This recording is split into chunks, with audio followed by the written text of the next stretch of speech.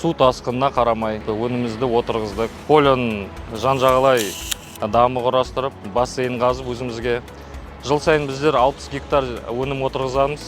Негізі биыл су тасқынына қарап 40 гектар отырғыздық. Жаз бойы біздер СПК әлеуметтік тауарды бағасын ұстап төмен саттық. Негізі жұмыстар жүргізіліп жатыр. 40 гектардан біздер 2000 тоннадай өнім күтіп отырмыз. Өнімдер пияз, сәбіз, 40 қабат, картоп. Осындай өнім күтіп отырмыз осы. Құдай қаласа қыркүйектің 15-іне таман жинау жұмыстары басталады. Шаруа қожалығы өзіміздің өнімімізбен Атырау облысы тұрғындарын обеспечить ету керекпіз ғой, өзіміздің өнімімізбен. Қазіргі уақытта Ресейден, Шымкент, Түркістан жақтан алып келіп жатырмыз ғой енді өнімді. Біздер бәріміз қосылып жұмыс істесек, Атырау шаруа қожалықтары обеспечить ете алады Атырау облысын.